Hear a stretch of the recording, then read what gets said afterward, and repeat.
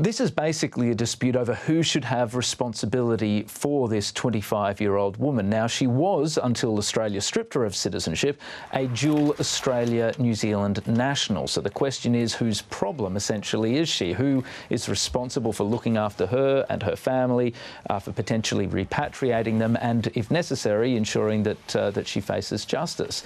Now, Australia is unapologetic about the fact that it's stripped her of citizenship. It's pointed out that this is automated under legislation which was passed a few years ago now, that if you're deemed a threat under anti-terror legislation and you are a dual citizen, then you lose that citizenship.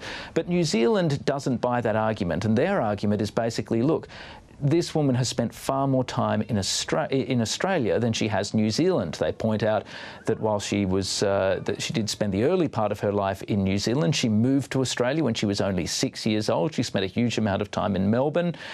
If she was radicalised, and that radicalisation process occurred in Australia rather than New Zealand, she travelled to Syria from Australia, and not only that, she travelled on an Australian passport. So their argument is that fundamentally it's Australia that has a responsibility to resolve the situation, not New Zealand. And the real source of anger, an anger that was visible, incidentally, when Jacinda Ardern addressed the media today, was this sense that Australia was simply brushing off its problems and forcing New Zealand to deal with it. The fact that Australia had moved unilaterally in this regard. And that feeds into an existing sort of narrative in New Zealand that has got a lot of purchase, particularly amongst the public, that Australia is not taking New Zealand seriously, that it's treating New Zealand with contempt, and that it's willing to push off difficult issues and questions and leave Wellington to deal with it. And that's why this dispute has flared up so violently, so suddenly, and with such intemperate language.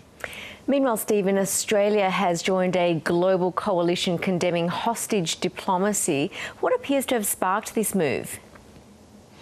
Well, Canada has been pushing for this, and has been pushing for it for quite a period of time. We're given to understand possibly a couple of years or so.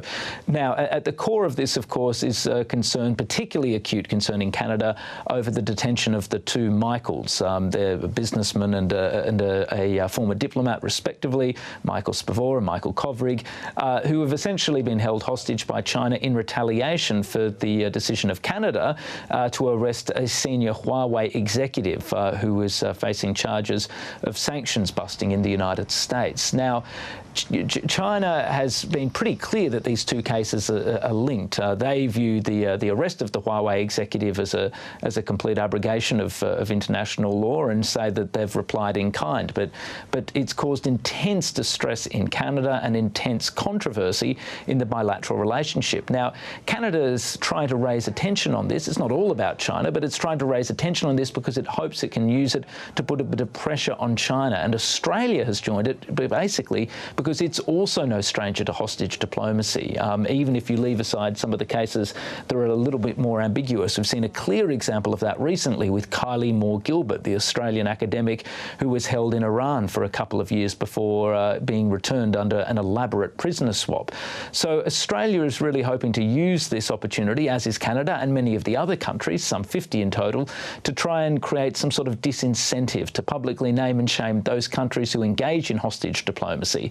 And even though they're not named in this declaration, it's pretty clear who's under the gun, if you like, or who's being targeted. And it's countries like China, countries like Iran, and countries like North Korea. Stephen Dziedzic in Canberra, thank you.